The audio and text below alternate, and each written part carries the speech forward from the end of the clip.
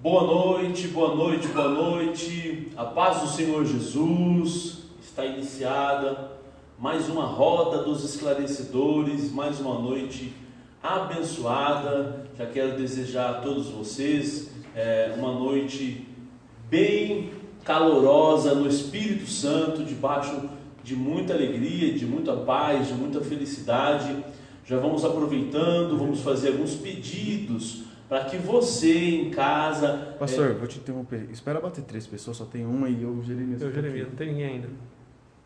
Sim, não tem problema. Olha só, nós já foi dado o início e a gente vai esperar você fazendo a gentileza de ir já compartilhando. Você que está online, isso, vai compartilhando. Faça que nem eu agora. Ó. Você que já está ligado conosco aqui na Vila Jaguara, na página da Igreja Brasil para Cristo, da Vila Jaguara, por gentileza, eu vou mandar para vocês aqui agora o link no grupo, no WhatsApp, no Facebook. Vamos ter 2 minutinhos para você poder fazer isso.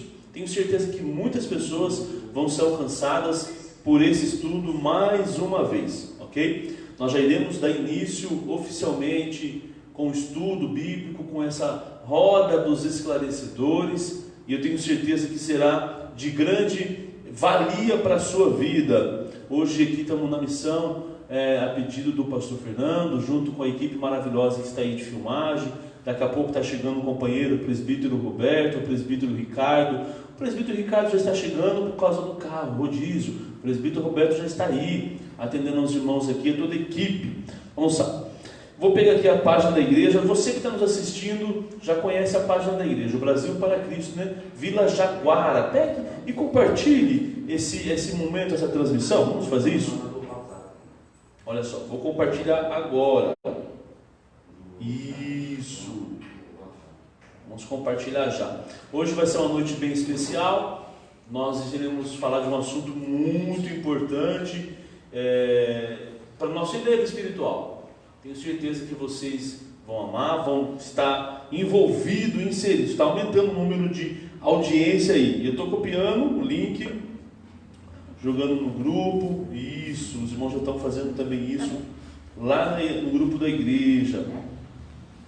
Pronto, no grupo da igreja já está. No meu Facebook eu vou compartilhar agora, pessoal. Você que pode, faça isso no seu também. Nós queremos hoje 10 compartilhamentos, tá bom, meus irmãos? Vamos fazer isso? Compartilhar agora, pronto, ó. Compartilhando. Isso. Pronto. Compartilhar. Vamos fazer uma oração? Vou pedir para você a gentileza aqui na sua casa mesmo. Incline a sua cabeça. A gente vai pedir que Deus nos abençoe nessa reunião, nesse estudo. Nós iremos tratar de um assunto que, por mais que ele possa ser simples, mas ele é muito profundo e carecemos do Espírito Santo. Sempre não esqueça disso. Lembre-se disso. Você precisa do Espírito Santo para estudar a palavra de Deus, para ler, para meditar, para falar sobre ela. Porque senão você será só mais um leitor e com a mente humana. E às vezes, dependendo da intenção, pode se tornar uma mente demoníaca. Sabia disso? Você precisa do Espírito Santo de Deus para ter um esclarecimento, discernimento, para você ter uma clareza, porque vai vir como se fosse uma luz ao seu coração a palavra de Deus. E se você deseja ser instruído por ela, faça isso nessa oração agora. Peça a Deus, Deus me dê entendimento, me dê sabedoria. Eu preciso crescer na graça e no conhecimento. Vou fazer uma oração e, se você quiser, faça o mesmo na sua casa. Deus e Pai, em nome de Jesus, na sua presença nós estamos com muita alegria, com muito prazer, podendo sentar diante do Senhor para aprender, podendo ouvir o Senhor, podendo aprender com a sua palavra. E todos nós carecemos do Espírito Santo para que Ele nos dê entendimento, para que Ele nos dê clareza, que nós não possamos ser guiados só pelo que nós conhecemos, Senhor, mas que o Senhor possa nos revelar o que está por trás, Senhor, de cada palavra, de cada dito, de cada ensino, que nós possamos entender aquilo que o Senhor quis e quer falar aos homens na terra.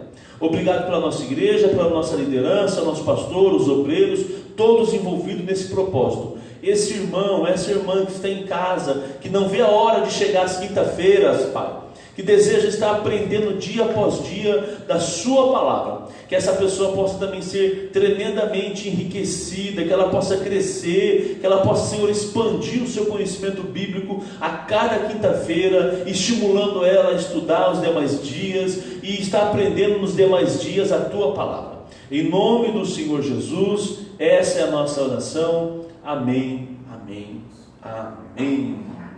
Amém, meus irmãos. Quero te fazer um conselho? Permita-me. Toda quinta-feira, se possível, pegue a sua Bíblia, tá? Esteja com ela. Se de momento lhe faltar a Bíblia impressa, papel, tenha pelo menos digitalmente no seu celular, para que você esteja acompanhando.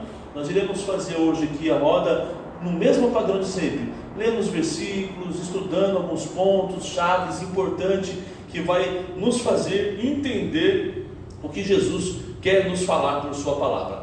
É interessante também você ter caneta, papel, isso, para você fazer as anotações. Eu já tenho as minhas aqui que nós iremos passar para vocês, mas é interessante, porque, por exemplo, vamos começar?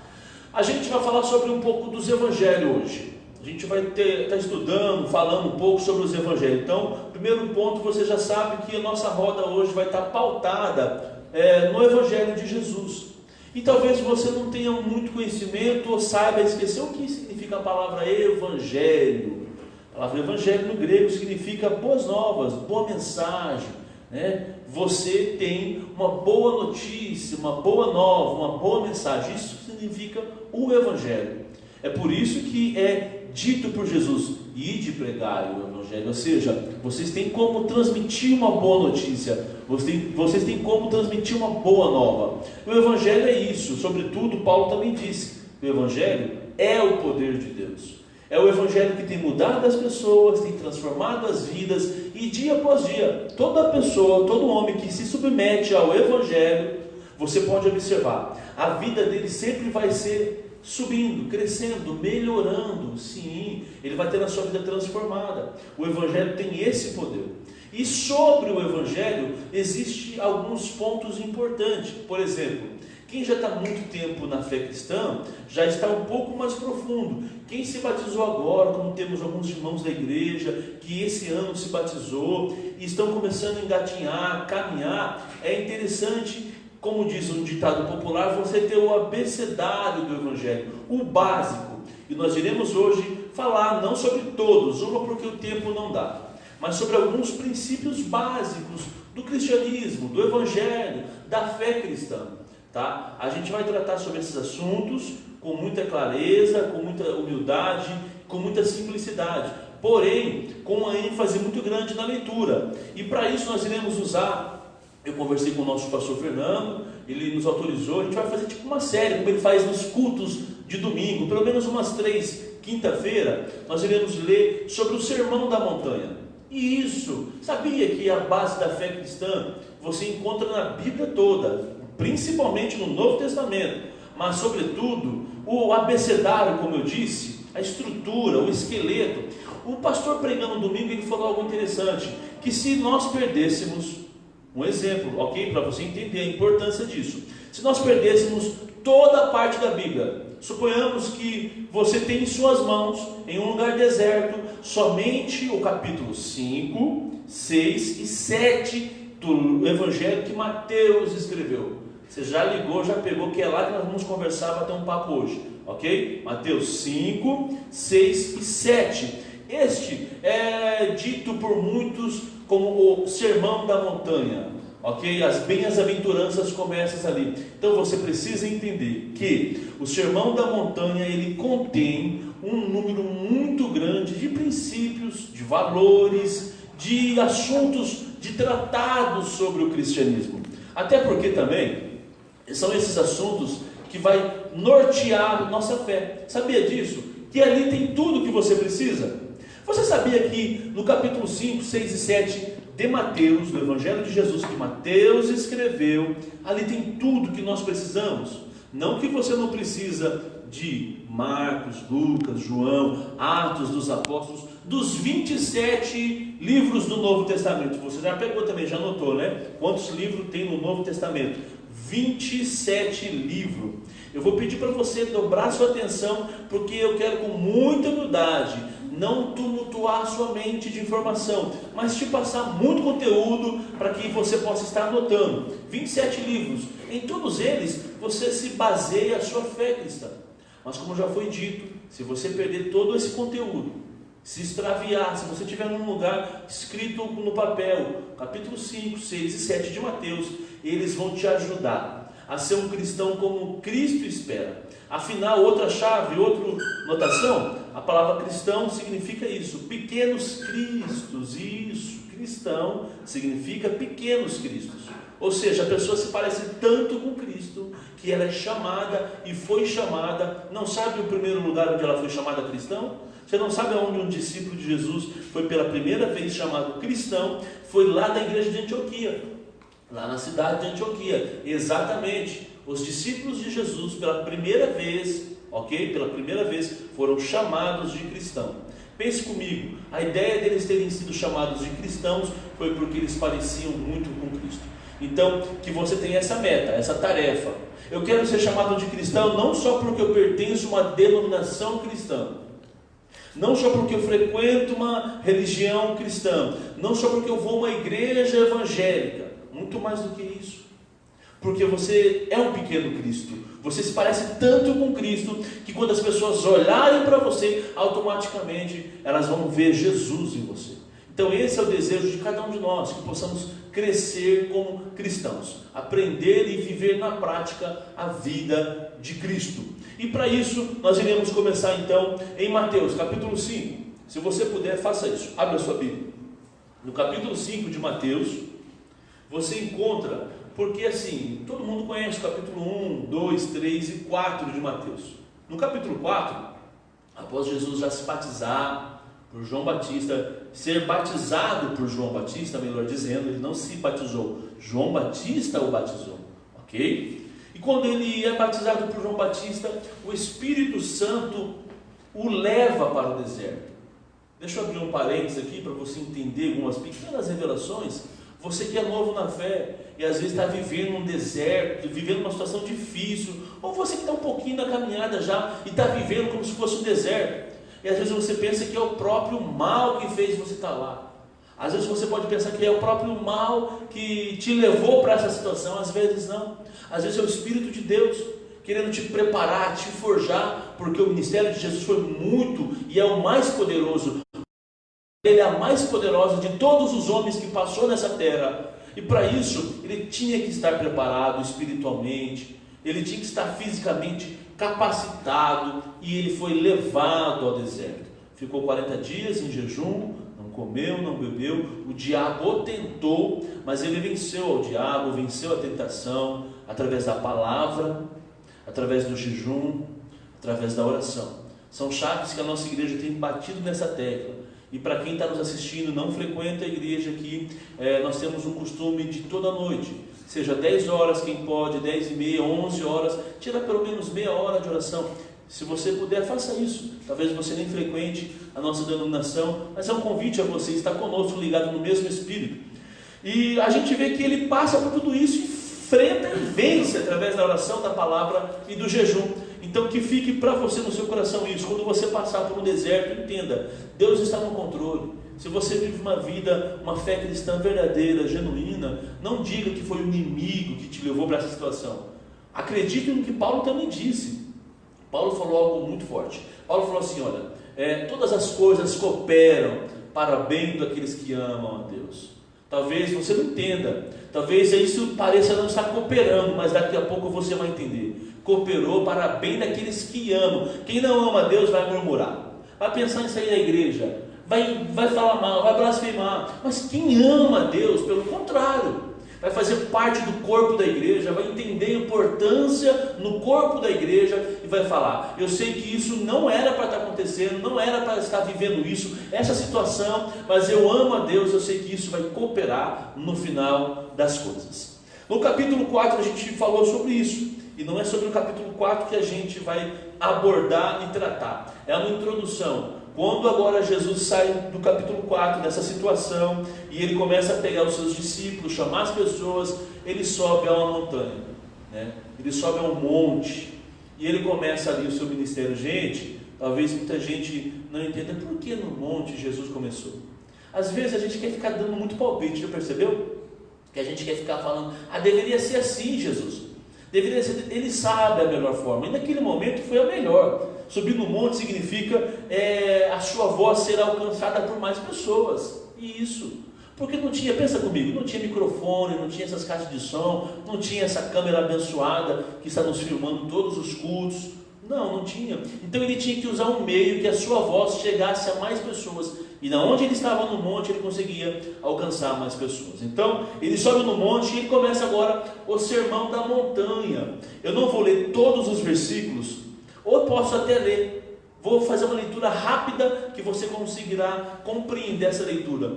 Do capítulo 5, desses versículos do sermão da montanha, as bem-aventuranças. Isso mesmo, as bem-aventuranças. É muito forte, muito bacana, muito legal, gente. Para quem talvez não sabe, quando você começar a ouvir aqui eu ler a palavra bem-aventurado, bem-aventurado significa mais que feliz, não significa aventurado, feliz, não. Se você aprendeu assim, não, é muito mais. Por quê? Muitas pessoas, entre aspas, podem ser felizes, mas quem pratica isso é mais que feliz. É verdade, quando você realmente leva a sério e pratica isso, a sua vida será mais que feliz. No capítulo 5, versículo 1 diz assim: Jesus vendo a multidão. Primeiro ponto, Jesus vê. Saiba disso, ele vê tudo, ele está atento a tudo, ele observa e nada foge dos seus olhos. Aí ele faz o que? Sobe ao monte, ele assenta-se ali, e aproximaram-se dele os seus discípulos. Uma coisa interessante, o que você está fazendo hoje, ligado conosco, compartilhando essa reunião, está interagindo, participando, fazendo as suas perguntas, ok? Que poderá surgir, e faça isso, as suas perguntas. Você tem a liberdade de fazer, e o nosso assunto hoje, para que você se baseie em suas perguntas, é sobre os princípios do cristianismo, a base da fé cristã, em Mateus 5, 6 e 7. A Bíblia fala que os discípulos se aproximaram, a sua atitude é essa também, né? De se aproximar. Quando você se aproxima, ele vai transbordar para você. Quando você não se aproxima, não tem como ele transbordar e alcançar você. O interesse dele é que você venha. O primeiro convite é esse. Você vai ver também em Mateus 11, versículo 28, quando Jesus disse: vinde a mim, todos que estáis cansados e oprimidos, e eu vos aliviarei. É um convite de Jesus. Pessoas que estão cansadas, oprimidas, depressivas, não aguentam mais viver. Jesus convida. Talvez tenha alguém nos assistindo em outro lugar, porque fica gravado essa reunião e você poderá assistir depois em outro momento. Uma outra pessoa está assistindo agora, em outra ocasião. Jesus convida, venha a mim, venha. Jesus convida, porque Ele tem como resolver a sua situação, os seus dilemas. E os discípulos se aproximaram de Jesus, e Ele abrindo a boca. Quando Jesus abre a boca, Ele começa agora a transbordar na vida das pessoas. Os ensinava dizendo, pega agora aqui essas bem-aventuranças: bem-aventurado os pobres de espírito, porque deles é o reino dos céus. Eu vou ler, não vou parar em cada versículo, só vai pegando pelo Espírito de Deus cada um deles, para você entender, porque o capítulo é tão maravilhoso, e a gente vai se abordar só no capítulo 5 hoje. Versículo 3: bem-aventurados os pobres de espírito, porque deles é o reino dos céus. Bem-aventurados os que choram, porque eles serão consolados. Bem-aventurados os mansos, porque eles herdarão a terra. Bem-aventurados os que têm fome e sede de justiça, porque eles serão fartos. Bem-aventurados misericordiosos, porque eles alcançarão misericórdia. Deixa eu pegar aqui e passar para você uma chave que eu recebi um dia. Dá uma pausa no versículo 7. As pessoas reclamam que ninguém tem misericórdia com elas, que ninguém perdoa elas, que ninguém ama elas, aquela choradeira, sabe? Mas isso aqui é uma lei, é um princípio do cristianismo. Você quer receber misericórdia? Seja misericordioso. Você quer ser amado? Ame. Você quer ser consolado? Então chore com os que choram também. São princípios básicos, ok? Olha só, continuando a leitura, E já pode ser bem-vindo, presbítero. Já avisei que o senhor vai chegar um pouquinho atrasado por causa do rodízio do carro. Paz do Senhor, fique à vontade, pode sentar. Começamos agora a leitura de Mateus capítulo 5. Como o senhor já sabe, nós iremos hoje conversar com os irmãos em casa sobre a ideia dos princípios básicos do cristianismo. Antes de mais nada, de continuar a leitura, eu te dar uma boa noite para ele. A paz do Senhor, Deus abençoe. Liga isso. Paz do Senhor Jesus, Deus abençoe. Os que estão nos assistindo aí pela rede, Deus abençoe. Continue abençoando, né? Isso. Pela palavra que já foi ministrada e está sendo ministrada. Em nome do Senhor Jesus. Deus abençoe. Nós estamos aqui fazendo a leitura e me ajuda agora então no capítulo 5, do versículo 7, eu parei na leitura que diz: bem-aventurados misericordiosos, porque eles alcançarão misericórdia. É uma lei, é um princípio, ok? Quem quebra um princípio vai ficar quebrado, é isso mesmo. Então, se você quer receber misericórdia, você precisa exercer a misericórdia. Porque eu estou dizendo assim, presbítero, se a pessoa quer viver isso, ela tem que praticar isso. Porque ela quer viver a misericórdia de Deus, as pessoas para com ela, mas você precisa ser misericordioso, você precisa ser tolerante com as pessoas. Você quer tolerância? Você quer o perdão? Olha só, o pastor nos falou sobre o perdão. A Bíblia diz assim, que quando você não perdoa, Deus não te perdoará. É simples, é matemático, é uma conta. E aí vai, o versículo ainda 8 diz assim, bem-aventurado os limpos de coração, porque eles verão a Deus. Você quer ver a Deus? Não tenha maldade no seu coração. Já percebeu aquelas pessoas, presbítero, que tem maldade em tudo? Não consegue confiar em ninguém. Sim, ela não é limpa de coração, não é verdade? E é interessante notar esse ponto, né? Que da onde eu estou pegando, é que as pessoas... Pegou no começo. Então, os misericordiosos aí, é um princípio, só comentando, fazendo uma digressão. Sim. Esse princípio dos misericordiosos é algo assim que está baseado numa parábola de Jesus. Lembra daquele que Jesus perdoou uma certa dívida? Um devia 500, outro devia 1000. E aí muito forte isso, hein? Jesus está contando essa parábola, sabe? E aí o sujeito que ele perdoou 1000 não perdoou 10 de um indivíduo, assim, bem por cima mesmo. E aí então o Senhor fica sabendo e chama a juízo aquele indivíduo que foi perdoado 1000 e ele não perdoou 10. E aí está o princípio aplicado, que o Senhor é perdoador, Ele perdoa, e você não é mais do que Deus, nem mais do que Jesus, para não estar aberto para perdoar. Quando você diz, não, eu não perdoo, indiretamente estou dizendo, sou maior do que Deus. Se Deus, que é Deus, perdoa, você também sendo servo de Deus, vai ter que perdoar também. Antes de você chegar, eu estava dizendo aos irmãos que nós iremos hoje parafrasear, bater um papo sobre 5, 6 e 7 de Mateus, que vai nos apontar para a Bíblia toda. Que nem você acabou de falar agora de uma parábola muito forte, que não está no capítulo nem 5, nem 6, nem 7, mas tem tudo a ver sobre a ideia de ter misericórdia, de perdoar. Essa parábola é muito forte. Assim como eu fui perdoado,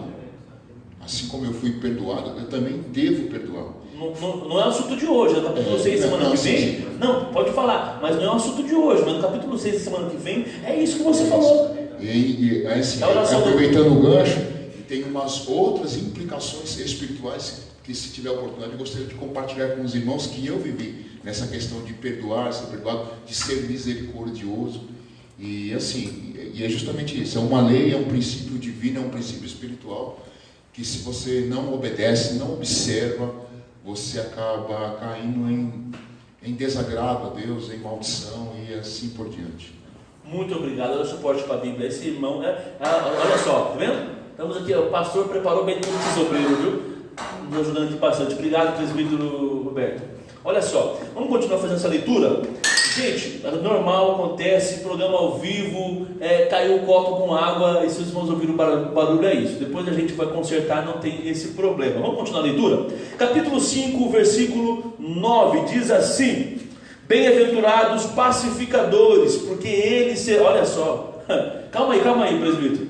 O versículo fala assim, o versículo 9: bem-aventurados pacificadores, porque eles verão a Deus. Quer dizer que se a pessoa não for pacificadora, vamos dar uma direta, não uma indireta, mas você que é arrumador de confusão, Seja da nossa comunidade, que eu acho que não tem, ou de quem o outro obreiro vai nos ajudar aqui, pode vir, não tem problema. Se você vê um outro obreiro nos ajudando, faz parte ao vivo assim mesmo. Olha só, se você é uma pessoa que não é pacificadora, que é arrumador de confusão, que fica arrumando intriga um contra o outro, você não é um pacificador. Tá fora. E aí como é que faz para dar outra face?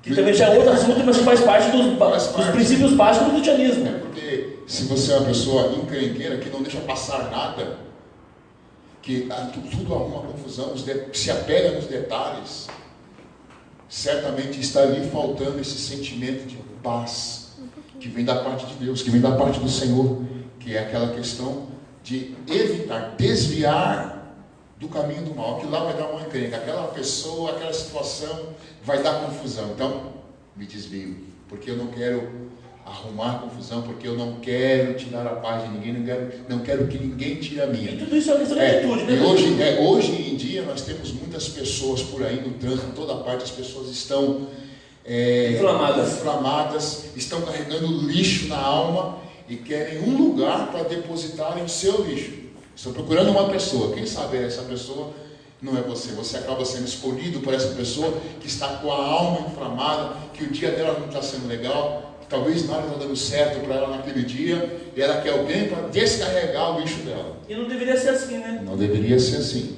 Aos pés de Cristo ela pode se despir, dizendo: olha, eu não aguento, eu não estou com paciência. É melhor você fazer isso aos pés do Senhor, falar assim: ó, eu estou sem paciência, eu não quero estourar no meu irmão, eu quero ser pacificador, mas eu não aguento aquela pessoa. Você pode falar isso para Jesus.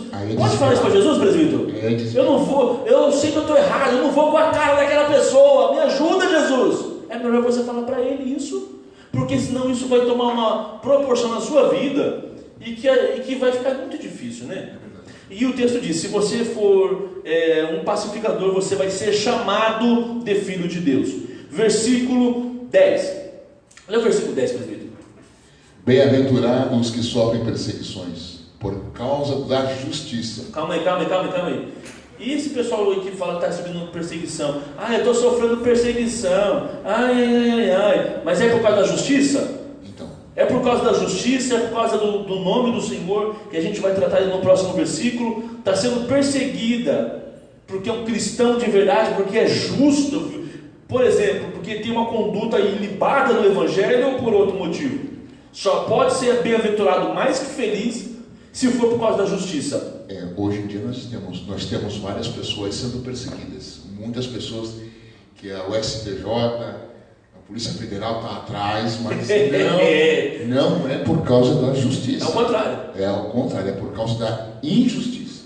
Por isso que eles estão sendo perseguidos. Então você só é bem-aventurado, você só é feliz se você está sendo perseguido, injustiçado, maltratado, humilhado por causa de Cristo. E qual que é a ideia do próximo versículo? Se a pessoa estiver sofrendo injustiça, no texto diz que ela é bem-aventurada. Como é que pode uma pessoa ser mais que feliz quando ela sofre uma injustiça? E diz mais o versículo, né? Porque deles é o reino dos céus. Agora vamos para o próximo versículo. Vem aqui. A bem-aventurança aí está ligada ao fato da recompensa.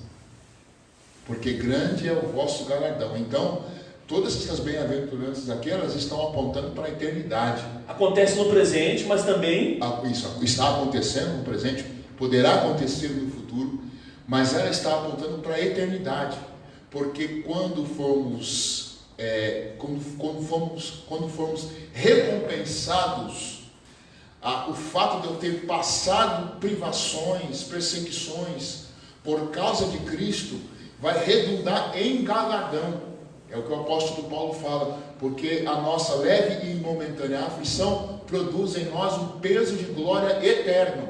Então, do ponto de vista da bem-aventurança, você é feliz se você está sendo perseguido. Por quê? Porque o teu galardão, a tua recompensa, por este momento no presente que você está passando, será grandioso no futuro, na presença de Deus. Uau. Então, há um apontamento direto por este momento, por cada momento que você está passando por causa de Cristo, há uma recompensa por causa daquilo. Olha, aquele momento que você passou, que você não me negou, que você sofreu aquilo, eis aqui a recompensa disso. Então, o Senhor não se esquece desse momento. Porque é verdade ao contrário, não é? Não há um momento, se você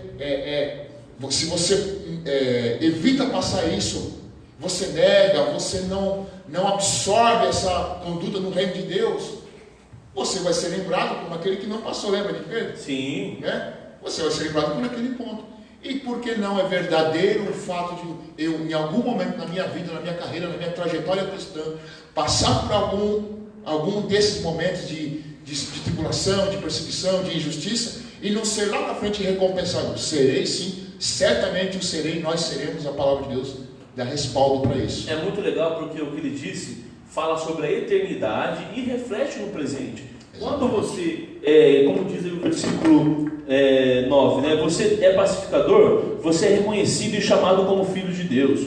Quando você sofre essa injustiça, quando você sofre perseguição por causa da justiça, você tem garantido o reino dos céus.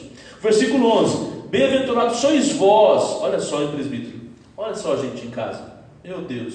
Bem-aventurados sois vós quando vos injuriarem. A palavra injuriarem, ela tem um contexto de maldizer, a pessoa maldizer você, te injuriar, falar mal, te caluniar e te perseguir, quando te perseguirem, e mentindo. Será que você nunca recebeu nenhuma mentira porque você é um cristão?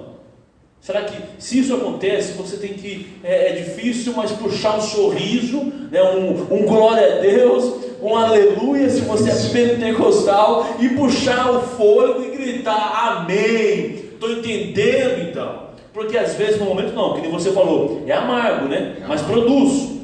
E tem um adendo aí, meus irmãos, que é o fato de o Espírito Santo de Deus, o próprio Espírito Santo de Deus que está em nossa vida, trazer aquele regozijo, aquela alegria. Eu lembro dos apóstolos que apanharam lá em Atos, e aí depois a palavra de Deus vai dizer que eles saíram felizes e contentes. Qual o motivo? Por haverem sido dignos de apanhar por causa do nome de Jesus. Uau! Então aquela alegria, olha, sofri perseguição, hein? Você viu como eu apanhei? Ô irmão, você não imagina olha eu, né? Olha essa brincadeira parte entre eles, você não sabe. Agora você tem que ser crente, hein? Tem que ser de Jesus, para entender esse momento, para entender a razão, para entender o motivo, para entender a batalha espiritual. E depois de mesmo ter tido prejuízos físicos, prejuízos econômicos, ou seja, de que aspecto for, poder dizer glória a Deus, aleluia Jesus, foi por causa do teu nome. Certamente o Espírito Santo de Deus, aquele mesmo que está em nós, ele vai trazer regozijo em nosso coração, e nós vamos sair como os discípulos saíram, felizes e contentes por haverem sido castigados por causa do nome do Senhor Jesus. Isso é o Espírito Santo de Deus que está em nossa vida, que faz, quando você entende isso. Foi o que eu falei antes do senhor chegar, sobre o Espírito Santo de nos ajudar, tá vendo? É Ele que nos ajuda. Você até pode ler, estudar, mas se não tiver o Espírito Santo te ajudando a conduzir, te fortalecer, te ajudar na caminhada, é impossível. É impossível. Vou aproveitar aqui agora essa oportunidade e vou pedir para você em casa, se você não fez isso, é rapidinho, compartilha, por favor. Compartilha para que mais pessoas sejam alcançadas. Outra coisa, se surgirem perguntas, questões, dúvidas sobre o assunto, dos princípios básicos da fé cristã, relacionado a esses assuntos e outros que vão surgir, o presbítero Roberto está aí atento com papel, caneta, para nos trazer aqui. Daqui a pouquinho a gente vai citar o seu nome e vai citar a sua pergunta, a sua questão ou alguma colocação. Se você quiser acrescentar alguma coisa, pode somar conosco, afinal sempre foi assim, né? É uma roda. Então, se você não tem nenhuma pergunta, mas quer fazer colocação, nos ajudar, tenha liberdade, faça isso. Continuando a leitura, do versículo 11: e perseguirem, mentindo, disserem todo mal, ou seja, tudo que você imagina de mal, disserem a seu respeito, presbítero, por minha causa, presta atenção, anote isso, pegue isso, é por causa do Evangelho. O que a gente viu na nossa geração, muita gente reclamando que sofre perseguição, porque está devendo para A, B, C, D, deu cheque sem fundo, foi comprar, não pagou, e assim por diante. Isso não é perseguição, irmão, nunca foi. Ainda mais por causa do nome de Jesus, isso jamais. A pessoa não gosta de mim porque eu sou crente. Será que é por causa disso? Certamente que não. É por causa dos valores do reino. Aqui o que nós estamos lendo, a bem-aventurança, Ela é a carta magna do reino de Deus, é a constituição do reino de Deus. Repete isso, não. Você está com isso em casa com papel e caneta. Pega essa fala que é muito legal. As bem-aventuranças é a carta magna do reino de Deus. É a legislação do reino de Deus.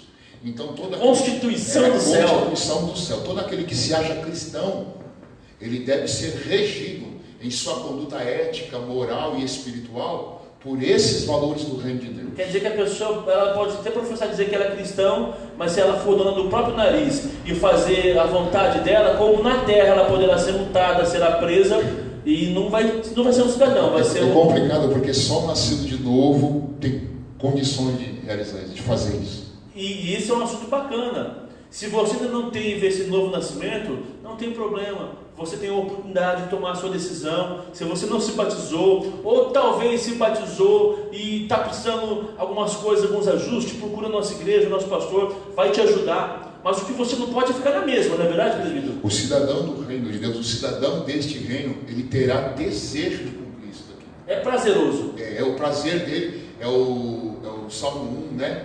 É o prazer na lei do Senhor. E nela medita de dia e de noite.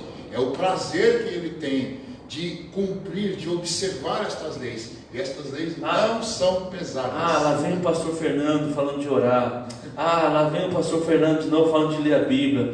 Lá vem... isso aí, será que será com prazer? Você precisa ter prazer, alegria, não é verdade? Isso vem da parte de Deus. Eu pensei que a roda ia ser hoje diferente. Irmãos, você tem que ter prazer. Outra coisa, você tem que estar atento no que Deus está falando, dia após dia. Isso vai te gerar um prazer. Se você for uma pessoa que ama a Deus, você terá prazer nisso. Vamos ler o versículo 12? O 12 diz assim, aí faz todo sentido o que o presbítero falou. Exultai e alegrai-vos, porque é grande o vosso galardão nos céus. Olha só a comparação, presbítero, que Jesus faz com quem deseja viver isso, com quem pretende viver isso que nós estamos falando. A comparação, porque assim perseguiram os profetas. Que profetas são esses? Vamos citar alguns nomes rapidão, vamos lá? Isaías, Jeremias, Elias, e assim vai. Porque assim perseguiram os profetas que foram antes de vós. E vão perseguir a vós também. E o primeiro deles, Estevão. Primeiro mártir da igreja, né? Primeiro mártir da igreja é Estevão. Por conta desses valores do reino de Deus. Por causa desta nova plataforma, né? Porque antes de morrer ele recebeu pedrada? Mas ele murmurou as pedradas e foi pedrada literalmente, né? Não, literalmente pedrada. E o interessante, né, dizer que ele eleva os olhos para o alto e pede assim como Jesus. Uau. Olha o cidadão do reino dos céus. Ele pediu o que, presbítero, assim como Jesus? Ele pediu, perdoai, eles não sabem o que fazem. Jesus fez isso então na cruz. Eu, assim, na minha caminhada cristã, eu venho de um lar assim, que não nascemos evangélicos, né? E eu costumo dizer assim para minha esposa, eu falo assim, olha, essas pessoas que ali tem um centro ali perto, tal, eu sempre falo assim, eu olho por elas, eu falo assim, essas pessoas não sabem o que estão fazendo. A única pessoa que está conscientemente, ardilosamente, sabendo o que está fazendo é Satanás e seus demônios. Eles sabem o que estão fazendo. Mas aquelas pessoas que estão ali à minha volta, que tem essa atividade, que é uma atividade espírita, que contradiz as escrituras sagradas, eu sempre falo para o eles não sabem o que estão fazendo, eles não sabem. Isso vai te gerar uma postura de amor, de misericórdia, de tolerância. Mas não, o cristão vê, nós não vamos ficar falando nome de religião, igreja aqui, mas o cristão vê uma pessoa que não professa a mesma fé, que não acredita no mesmo Deus, na mesma palavra, e ele tem uma atitude arrogante, ignorante, assim vai pro inferno, e esses... Por exemplo, eu vou dar um exemplo. Eu não vim destruir as almas dos homens, eu vim salvá-las. Olha aí, isso é um discípulo seguindo a Jesus, vai ter que cumprir isso. Igualmente Estevão, Pai, perdoa eles, não sabem o que fazem. Por exemplo, para o alto rendeu o Espírito. Por exemplo, eu não vou citar o nome dessa religião, mas você vai se ligar muito bem em sua casa, e o senhor aqui também. Toda quarta-feira, todo domingo, estão de porta em porta. Escuta isso, tá? Estão de porta em porta, com um panfletinho, uma pastinha, bate palma, são humilhados, sofrem perseguição, que o povo não gosta, mas estão lá professando o que eles acreditam. E você, cristão, eu sempre quis conversar com eles e converso com eles, atenção. Porque assim, se você tem o Evangelho de Jesus, através do seu compartilhar, essa pessoa poderá ser esclarecida da palavra de Deus, não é verdade? Mas não, a gente às vezes quer distância. O ser humano perdido, ele não sabe o que está fazendo. Ele não tem noção de onde está indo. Por isso que Jesus disse, quando um cego dirige o outro, ambos caem na cova, porque são cegos. E o Paulo vai dizer em Efésios capítulo 2, que eles estão em trevas, assim como nós também estávamos. E quem está nas trevas não sabe para onde vai. Então, essa questão aí do perdão, né? Ela está intrinsecamente ligada ao sentimento do reino de Deus, do céu, de Jesus, da palavra de Deus e assim por diante. Está tudo ligado. Precisa de alguém que está enxergando para tirar quem está cego. Exatamente. Olha o buraco, olha o buraco. Cuidado. É a atitude do E não quer dizer que você vai ser ouvido, tá?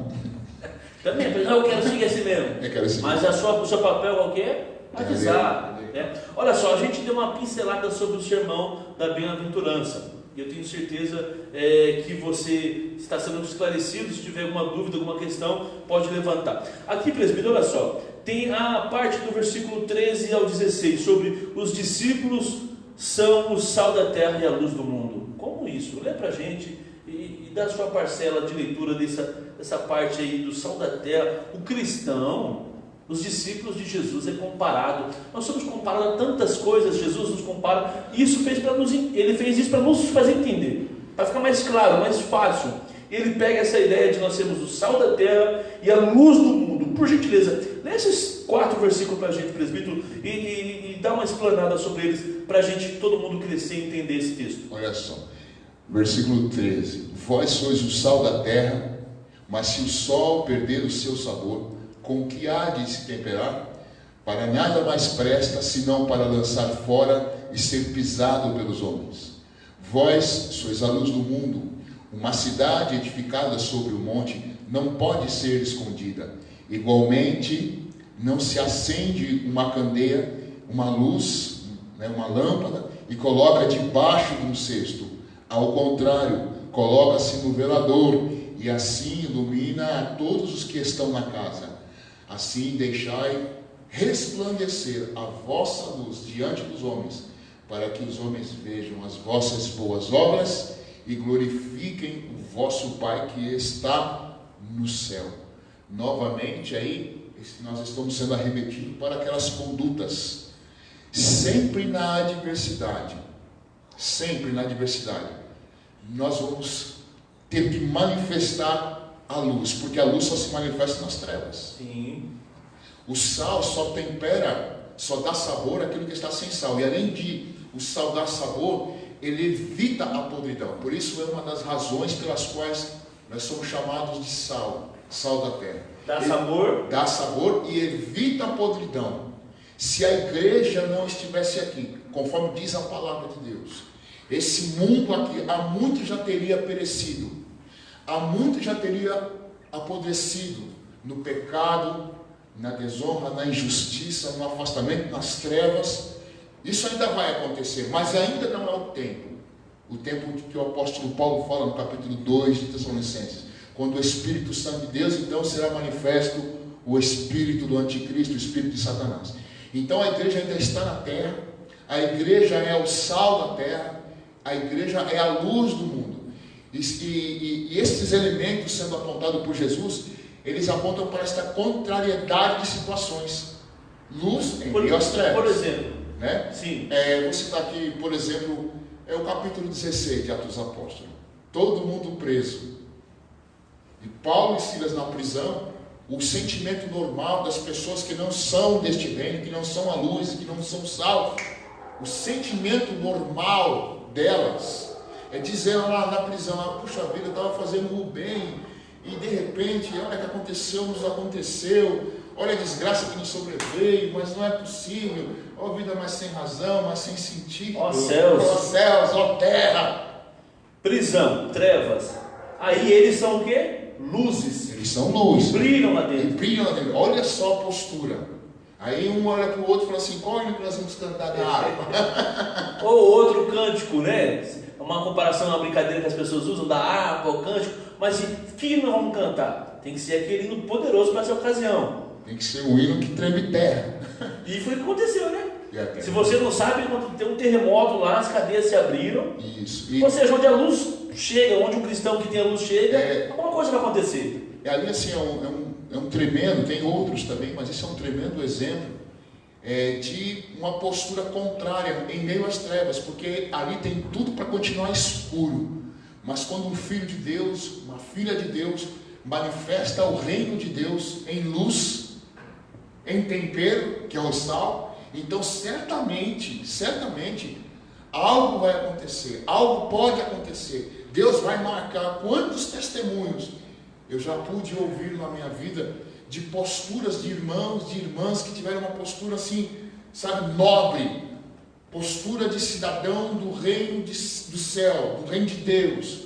E dali, daquela postura que era totalmente contrária, nasceu um testemunho que glorificou o nome do Senhor Jesus. Por isso que Paulo aos Coríntios 10:30,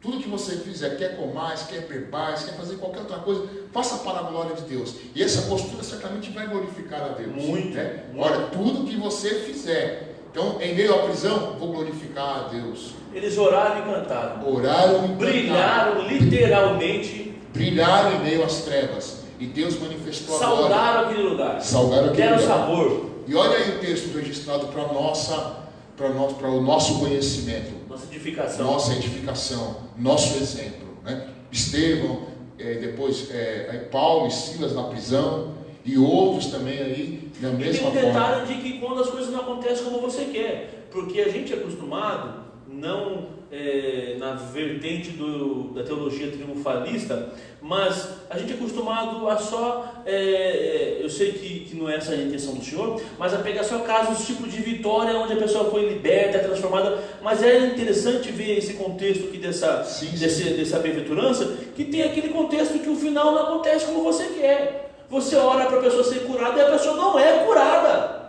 Você ora para a pessoa sair e receber uma libertação de uma situação e não acontece. Por exemplo disso, Pedro e Tiago entram para a prisão, Pedro sai ileso naquele momento. Mas Tiago, ali mesmo, já foi decapitado, foi morto. Então assim, você precisa cessar o ser luz, salgar, dar sabor em todas as ocasiões. Porque a gente acredita que aqui na igreja é um lugar, sim, de você, entre aspas, brilhar, esclarecer a sua luz, mas o maior lugar de você brilhar é lá na sua faculdade, lá no seu trabalho, no meio da sua parentela. Os seus parentes não vêm para a igreja porque eles olham para você e eles falam mal de você porque vê Cristo em você e por isso a luz incomoda eles. Porque duas coisas, meu presbítero: o evangelho vai produzir na pessoa conversão ou revolta. E não é o culpado a pessoa disso. O evangelho vai causando na pessoa, quando é pregado verdadeiramente, duas coisas. Porque nem sempre a pessoa que está indo para o buraco vai querer sair de lá, né? É aquela fala assim, se converte, senão você vai ser crente que nem aquele ali. Aquele fanático, aquele doido. Ou ao contrário, né? Como já ouvi também muitas vezes. Eu não quero ser de uma que nem forma ele. como de outra, né? Eu quero ser crente como aquele indivíduo ali, ó. Aí é diferente, outro nível. Ontem eu falava com um rapaz que trabalhou comigo no TI, no Banco Real, que já fechou. Ele disse assim, quando eu me converter, eu quero ser cristão que nem X, que nem aquele irmão. Então isso foi muito edificante, porque há essa realidade. Você pode tanto ser luz, como deixar momentos para ser trevas, mas a recomendação da palavra de Deus é sermos sempre luz em nossa atitude. Nós somos, na verdade, mas às vezes as nossas ações podem não refletir essa luz. E é aí que o reino de Deus é escandalizado, o nome de Jesus é blasfemado por causa de vós. É por isso que ele deixou essa Constituição, o Senhor, deixou essa legislação, para que você não seja reprovado. E falar em reprovado, nós tivemos uma reunião bacana esses dias com o nosso pastor, e ele embasou-se por esse texto muito forte, né? Que você não seja reprovado, pelo contrário, que você seja aprovado. Que você tenha em mente isso: eu quero ser aprovado. Diante de Deus eu quero ser aprovado, eu quero ter uma conduta que Ele possa olhar para mim e me aprovar. Olha só, se a gente for continuar aqui, a gente consegue trabalhar bastante nesses versículos. Nós iremos falar um pouco agora, presbítero, a partir do versículo 17, alguns versículos isolados, porque do 17 ao 48 são muitos versículos. A gente vai trabalhar do 17 ao 48, Já estamos quase acabando a roda dos esclarecedores, tem mais alguns minutos. Iremos ter um momento de você participar. E no final, bem no finalzinho, se você quiser também pedir oração, a gente vai orar por você, tá bom? Olha só, o versículo 17 fala assim: não cuideis que vim destruir a lei ou os profetas, não vim abrogar, mas cumprir. Ok? Ele também diz no versículo 19: qualquer que violar um desses menores mandamentos e assim ensinar aos homens, será chamado menor no reino dos céus. E aquele, porém, que cumprir e ensinar, será chamado grande no reino dos céus. Versículo 20: porque vos digo que se a vossa justiça não exceder a dos escribas e fariseus, de modo nenhum entrarei no reino dos céus. Presbítero, veja se é isso que eu entendi aqui o que Jesus quis dizer. Ele nos deu uma régua, ele nos deu um parâmetro. Jesus, nesse texto, ele nos deu um modelo.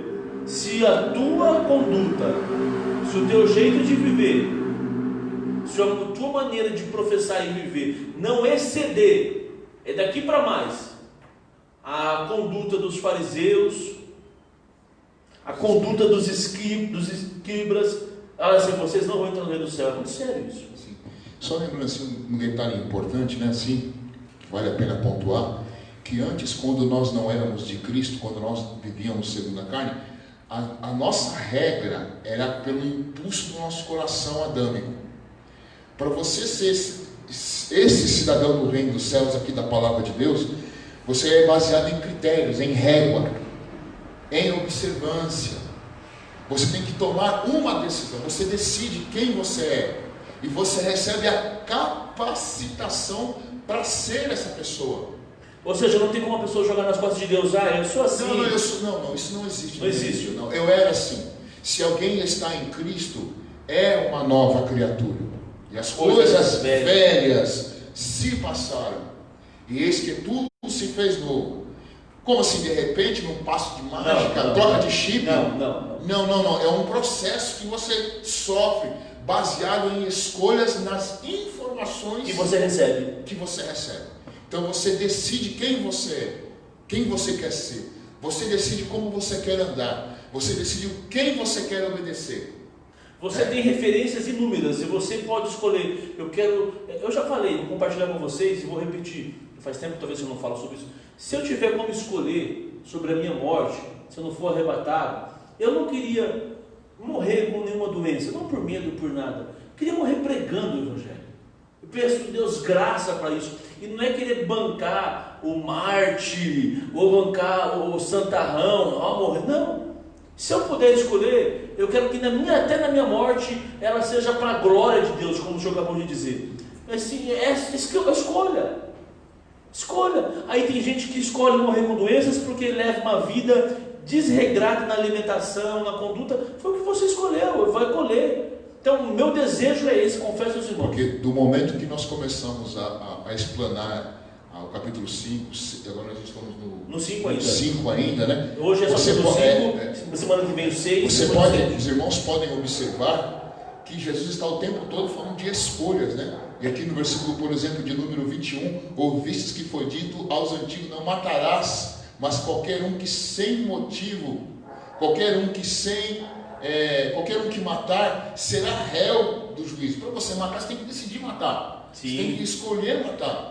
E assim como para não matar, você também tem que escolher. Ele está falando no versículo 21 que se a pessoa mata, ela vai ser réu de juízo. Isso. Aí ele completa o versículo 22, presbítero. Olha só: eu porém vos digo que qualquer um que sem motivo se encolerizar, ou seja, deixar aquela ira virar uma cólera contra o seu irmão, esse será réu de juízo. E qualquer um que chamar o seu irmão de raca será réu do sinédrio. E qualquer um que chamar o seu irmão de louco será réu do fogo do inferno. Ou seja, é você ter uma atitude que você acaba matando esse irmão, o seu próximo. Tiago falou sobre isso, João falou sobre isso. João falou isso na carta de João. Ele diz que qualquer um que odeia o seu irmão é homicida. E nós bem sabemos que nenhum homicida herdará o reino dos céus. Mas você está falando de uma pessoa que não gosta do irmão? Não, que odeia. Então, sim. Eu estou fazendo uma parafrase aqui para brincar com ele, para você entender. Você está dizendo que a pessoa que não gosta do irmão, que odeia o irmão. Que odeia, que tem um desejo. Porque para poder odiar, começa não gostando, né? Exatamente.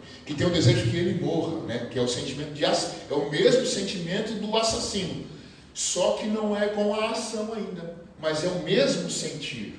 E o que a palavra de Deus diz? Que Deus vai julgar a intenção. Paulo dizendo isso aos Romanos, capítulo 8. Deus vai julgar a intenção do coração dos homens. A intenção. Eu estou paradinho, não fiz nada, não farei nada. E aí vem Deus julgando a intenção do coração dos homens. Sabe por que isso, presbítero, que ele está falando, gente? Sabe por que isso? Porque a lei não conseguia discernir as intenções. Não. E eles estavam sobre a lei. Por isso a palavra de Deus está dizendo: eu, porém, vos digo, eu vou esquadrinhar o teu coração, eu vou descer mais fundo nas ações internas, nos pensamentos. E aí, novamente, voltando para aquela tecla lá que eu estava batendo, que desde o começo da bem-aventurança, nós escolhemos ser esse cidadão do reino do céu. É uma escolha. Antes nós andávamos pela carne, pelo impulso, e agora nós andamos pelo critério da palavra de Deus, das informações que nos é dada aqui, porque agora nós temos condições. Por quê? Porque agora nós somos cidadãos do reino do céu, somos cidadãos do reino de Deus. Então nós temos o poder para escolher. Por quê? Porque nós somos libertos, só os livres podem escolher. Escravo não pode escolher nada, tem que obedecer o impulso da carne e o príncipe das potestades do ar, que agora opera nos filhos da desobediência. Por que eu sei que eu sou um cidadão do reino do céu? Porque eu amo a palavra de Deus, porque eu amo a constituição do reino de Deus, Me submeto a ela. me submeto a ela, porque eu quero obedecer, porque eu tenho prazer nela. Evidentemente que isso é um processo, mas esse é um sinal, mas esse é o top, é a plataforma top para você alcançar, estabelecido pelo Senhor Deus. É a busca, é o desejo, é o querer. Muito legal, muito bacana. Você entendeu isso? Porque as pessoas estavam debaixo da lei e a lei não conseguia discernir. A lei não conseguia discernir. E a gente não vai ficar lendo porque o tempo não dá, estamos já indo para o final, mas aqui vai falar sobre o adultério. Jesus falou assim: vocês conhecem muito bem esse assunto, hein? Vocês, os fariseus, hipócritas, sabe, todo mundo conhece muito bem, né? Sobre a lei do adultério. Eu, porém, vos digo, a lei não conseguia ver o coração de vocês. Porque Jesus chega para deixar bem claro: eu vejo o que a lei não vê. Eu interpreto o que a lei não está interpretando, porque a lei não interpretava a intenção, só interpretava a prática. Só a ação. Agora Jesus fala, o Evangelho vai conhecer profundo o que tem no coração do homem. Vocês conhecem de adultério, né? Jesus falou assim: vou apresentar para vocês agora uma maneira diferente de viver, o que Deus espera. Como ninguém via a intenção antigamente na lei, mas eu sempre vi o coração, eu vou revelar, vou transbordar. Escuta, Jesus disse: eu porém vos digo, se no seu coração você intentar, desejar, cobiçar. Ninguém está falando aqui de uma situação, uma pessoa passou na sua frente, você viu, você não é cego. Vamos ser simples e objetivos, você não é cego. Agora é você virar o pescoço, agora é você ficar maquinando. É isso mesmo. Uma coisa é a pessoa passou na sua frente e você viu, você não é cego. Agora a maneira que você trata aquilo que você viu, a maneira que você decide conduzir os seus pensamentos em cima daquilo que você viu. Nós temos aí no canal da Jubrac um assunto muito legal sobre pornografia. Aconselho depois você ver e buscar esse assunto. Então, se você porventura viu, passou na sua frente, você não buscou ver aquela cena, é diferente. Agora, como você determina, você conduz, você decide o seu pensamento, Jesus falou assim: já vi, já adulterou, já se deitou com a pessoa, já cometeu o adultério, e se morrer ali naquele momento e não se arrepender, vai para o céu? Nós vamos tratar depois, posteriormente. Semana que vem a gente está chegando com perguntas aí, presbítero. Eu acho que talvez não teve, né? Não teve. A gente fica muito feliz. A gente não vai pedir para o nosso pastor vir aqui só orar, não, né? Não tem como pedir para o pastor para não vir aqui só fazer a oração da bênção apostólica. Tenho certeza que ele tem algo de Deus para a gente. Ele está aqui nos monitorando, nos ajudando, né? Pode falar, só fazer um comentário assim. É interessante como algumas pessoas da antiga aliança, eles tinham uma percepção da essência do relacionamento com Deus fantástico. Davi era um deles, né? Davi é fantástico. Moisés também, igualmente. E aí tem uma citação do livro de Jó, que Jó diz assim: Senhor, pesa-me em balanças fiéis. E aí ele diz assim: vê se os meus olhos algum dia acompanhou o meu coração. Os olhos diz respeito às nossas vistas físicas, mas o coração diz respeito à intenção do coração. E aí Jó está pedindo para que ele seja pesado em balanças fiéis, e ele está pedindo para Deus analisar o coração dele e ver se os olhos dele, em algum momento o coração dele acompanhou os olhos dele. Então os meus olhos estão vendo, mas meu coração já cortou isso, não deseja isso, ou deseja isso se for justo. Então essa essência, essa pequena conexão, essa liga, né, que é só reconhecida pela palavra de Deus. Hebreus 4:12. A palavra de Deus era apta para discernir os pensamentos e intenção do coração, e vai até as juntas e medulas da divisão da alma e do espírito. E aí o versículo 13 diz: não há criatura alguma encoberta diante dele, antes estão todas as coisas nuas, patentes diante daquele com quem temos que tratar. Então, essa questão que Jesus fala: eu porém vos digo, se no teu coração, se na tua intenção, se na tua mente, é o que a palavra de Deus está dizendo. Por que Jesus está apontando para isso? Porque lá no meu coração, lá na minha mente, diz respeito a quem eu de fato sou. E pratico e vivo. E vivo e sou. E aí nós voltamos para aquela questão: se alguém está em Cristo, é uma nova criatura. É uma nova pessoa, ela age diferente, sente diferente, tem desejo de agir, porque temos que lutar contra a carne, né? Sim. A carne pulsa do lado contrário. E aí o apóstolo Paulo diz que ninguém que vive na carne pode agradar a Deus, porque a inclinação da carne é morte, mas a inclinação para as coisas do Espírito, para os valores do reino, para os valores de Deus, a inclinação é vida, e vida com abundância. Entende? Legal, bacana. Olha, nós já estamos quase acabando. Muito obrigado, presbítero. Presbítero Ricardo, traz para cá a sua cadeira um pouquinho. Cuidado com o copo de novo agora. O obreiro Thiago, alguém, traz a cadeira ali. O pastor sentar junto conosco para a gente terminar essa reunião de hoje, esse culto, para ficar bem enquadrado, porque ele poderia ficar aqui em pé, mas não vai ficar bem enquadrado. Então, olha só, a gente tem aqui uma participação do nosso irmão Jeremias, pedindo para explicar sobre Mateus. Como que é? Para explicar sobre ele, tem dúvidas sobre isso? Tem dúvidas sobre Mateus 5, 23 e 24. Sim, tem dúvidas, entendeu? Vamos lá. Sobre Mateus 5, 23, 24. Portanto, se trouxer... Nossa, é que é muito assunto, irmãos. Olha só que bacana esse assunto. É que é muito assunto. Que bacana essa dúvida sua, Jeremias. Olha o que diz o versículo 23. Portanto, se trouxeres a tua oferta ao altar, e aí te lembrares que o teu irmão tem alguma coisa contra ti, deixa ali, diante do altar, a tua oferta, e vai reconciliar primeiro com o teu irmão. Depois vem, apresenta a tua oferta. Versículo 25, último. Concilia-te depressa com o teu adversário, enquanto estás no caminho com ele, para que não aconteça que o adversário te entregue ao juízo, e o juiz te entregue ao oficial, e te encerre na prisão. Eu não quero pegar aqui um assunto bem histórico do assunto, tá? Eu não quero trazer uma interpretação bem histórica do que está falando aqui ao rodapé. Eu quero fazer uma interpretação simples, prática, objetiva e também necessária em relação ao assunto. Você que seja um ofertante dizimista, ou que faz campanha, vai em igreja para lá e para cá e leva dinheiro e tal, mas você tem uma atitude de não falar mesmo, é você que é o culpado, não é as pessoas que não falam com você.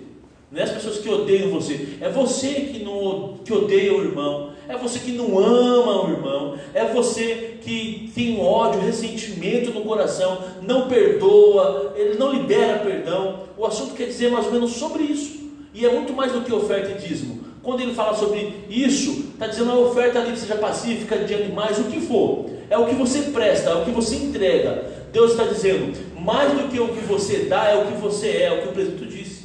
Muito mais do que o que você entrega, do que você dá, é o que você é. Porque o que você é o que vai cheirar suave diante de Deus. Automaticamente, você vai ser uma pessoa que oferta, que dizima, com amor, com alegria. O que Deus está querendo dizer é isso, Jeremias. Que você tem que sim, ser um ofertante, ser um dizimista, fazer as suas campanhas, os seus votos, sem nenhum problema. Isso aí é um princípio do cristão de generosidade. Agora, você não tem que fazer isso e alimentar aquilo que você é, a sua essência. Está sendo mal? Não está perdoando? Não está liberando perdão? Guarda ressentimento? Deus fala, reconcilia, muda essa situação. Eu preciso que você tenha uma postura diferente. Aí você continua fazendo isso. Não pense que isso vai me convencer, diz o Senhor, através da Bíblia. Não, é a sua atitude, é quem você é. Eu sei que você quer ajudar a minha casa, a minha obra, mas a sua atitude fala muito mais alto em relação ao próximo, ao outro. Não é isso, presbítero? Exatamente. Há uma frase que diz assim, o que você está gritando tão alto, eu não consigo ouvir o que você diz.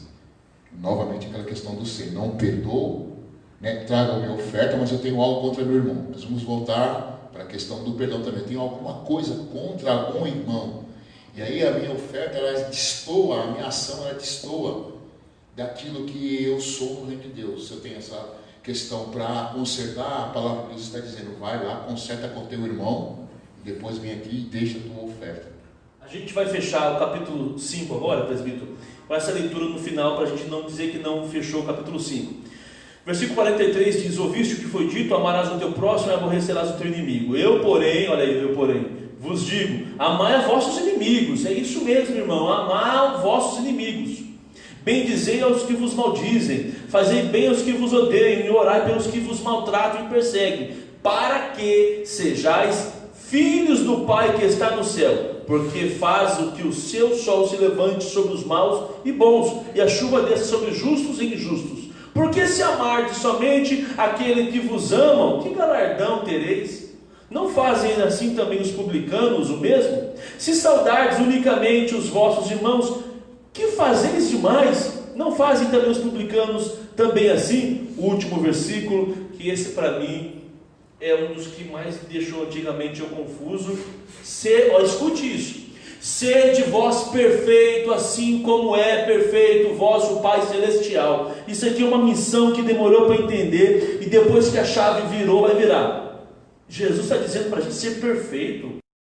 É isso mesmo. Sede vós perfeito, e deu o padrão. Como é perfeito o vosso Pai Celestial. Aí eu fui entender um pouco sobre o assunto e falar, mas não tem como ser perfeito. Não tem como ser perfeito. É impossível ser perfeito. Aí eu vejo alguém na Bíblia dizendo, Paulo falando que o amor é o vínculo da perfeição. Então, se você quer seguir o que Jesus disse para ser perfeito, de fato, o que ele está falando nesse capítulo 5, se você viver tudo isso, você viverá uma vida de amor.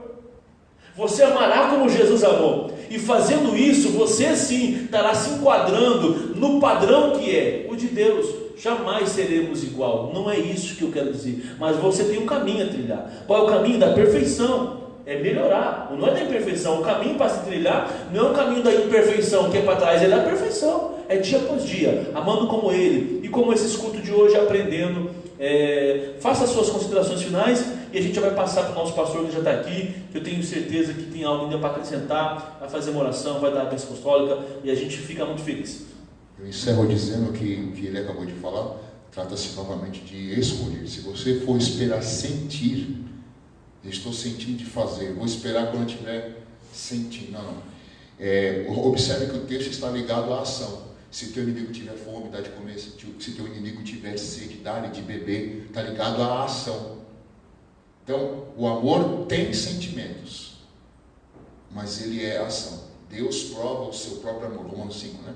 Deus prova o seu próprio amor, entregando por nós o seu Filho, sendo nós ainda pecadores. Há uma ação. O amor pode sentir e tem sentimentos, mas o amor é sumariamente ação. Você escolhe agir. Amor é sentimento, mas amor é sentimento, mas amar é o resultado de quem professa ter amor, porque aí vai ser ação. Vai ser ação. Quando amar é um sentimento, Amar, sentimento. Agora, quando você... Amor é um sentimento. Quando você ama, aí você está agindo, está correspondendo. Porque você pode dizer, eu amo, você ama. E você tem sentimento? E a demonstração disso, não é verdade? É isso aí. Meus irmãos, Deus abençoe vocês em casa. Pastor Fernando, boa noite, paz do Senhor. Mais uma vez, obrigado pelo convite, pela confiança que nos deu nós dois para estar tocando aqui nesse dia de hoje. Roda dos esclarecedores. Boa noite, queridos irmãos, que a graça e a paz do Senhor Jesus seja com vocês. Eu tenho pedido para os irmãos que em alguns momentos eu não participe, porque justamente eu quero sentar para ouvir e aprender. Eu preciso ser ministrado. Longe de imaginar que eu tenho que sempre estar ministrando, não, eu preciso, em algum momento, eu preciso parar e preciso ser alimentado pela vida dos irmãos também. Então, por isso eu não quero ministrar mesmo de fato hoje. Eu quero apenas pontuar algumas coisas que me chamaram a atenção aqui para o tema. Primeiro, que os irmãos foram felizes demais em falar em relação ao Sermão do Monte, pelo já exposto na introdução. Dentro da pergunta que o irmão Jeremias fez, queria pontuar uma coisa interessante: o porquê, o cerne do que Jesus vai falar sobre aquilo. Olha, se você vai dar a sua oferta, mas tem algo contra o seu irmão, vocês têm alguma desavença, larga ali, vai lá, resolve, e depois você vem e resolve essa história aqui da oferta. Interessante, por quê? Tudo na Bíblia, exatamente tudo na Bíblia é guiado por princípios. E o princípio da koinonia, ou seja, que ali na língua original, o princípio da comunhão, ele é extremamente essencial. E por que é essencial? Ora, é óbvio, o que foi quebrado no Éden? A comunhão entre Deus e o homem. Como que essa comunhão ela é reatada? Através da entrega de Jesus. A renúncia da sua glória e de estar com o Pai, para vir passar por tudo que passou aqui, única e exclusivamente para que houvesse essa koinonia, essa comunhão, essa religação do homem para com Deus. Daí você encontrar um princípio maior. O Senhor não tolera. Você vai ver isso no Antigo Testamento, você vai ver isso no Novo Testamento, você vai ver aqui onde foi falado especificamente.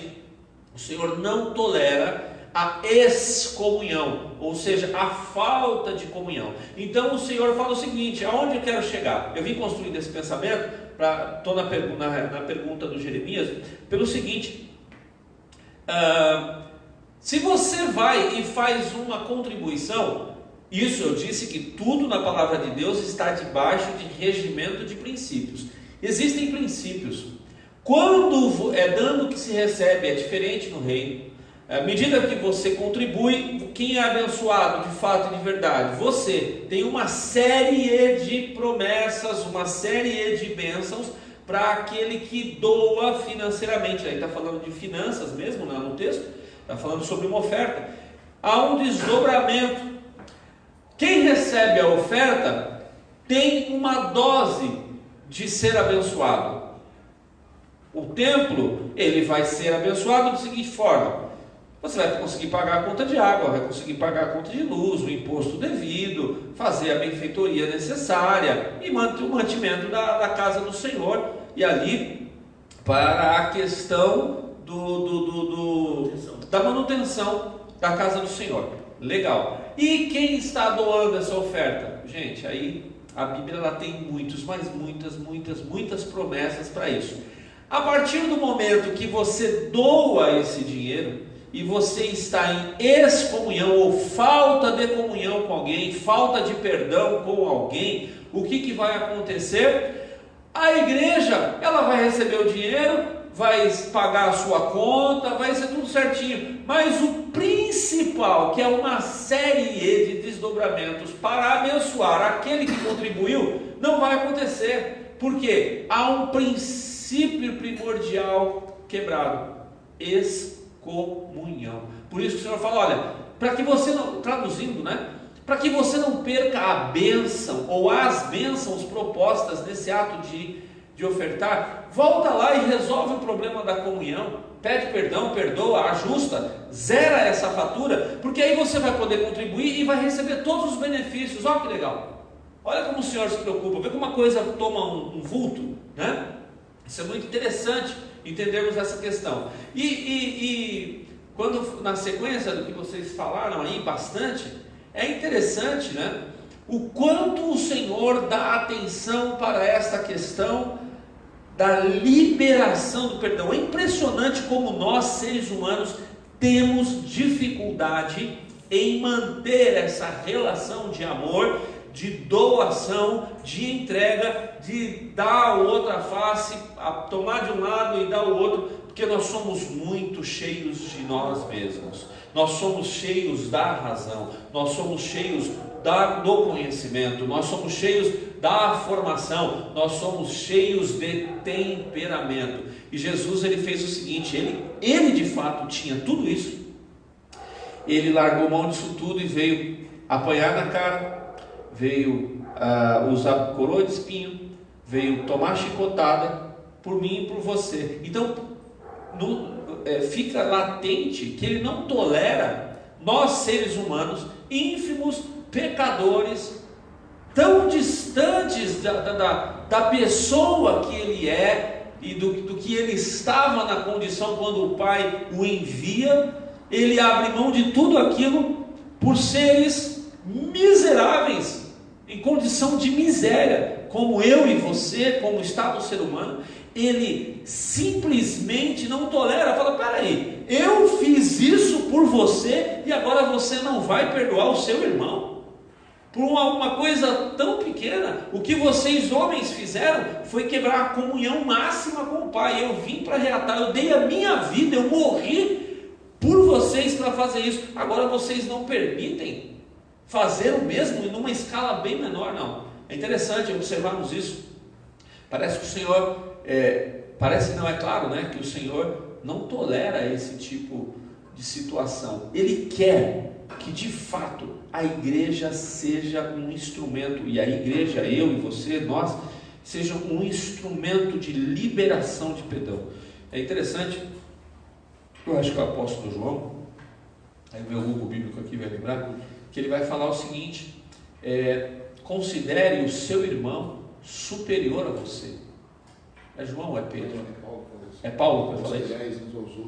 Superiores a vós mesmos, né? É Paulo que vai falar sobre isso. Tinha que ser o Paulo, né? Paulo tinha que ser citado, tinha que entrar na parada. Ninguém entende alguma coisa, diga que é para seu, mas que é dos outros, né? Considerai os irmãos uns aos outros superiores a você. Interessante. Eu tenho que entrar na perspectiva. É interessante. Eu tenho então que entrar na perspectiva. Olha, eu entro como se fosse uma partida de futebol, né? Eu entro numa partida de futebol considerando que o meu opositor, e aqui não é caso nem de opositor, aqui é caso de irmãos. Não, você é melhor que eu. Não, mas eu estou com a bola para fazer o gol nesse momento. Eu falo: não, vem cá, você faz, você é melhor que eu, você é superior a mim, faz você esse gol. Interessante essa perspectiva do reino. Interessante essa perspectiva do reino. Que o Senhor nos ajude.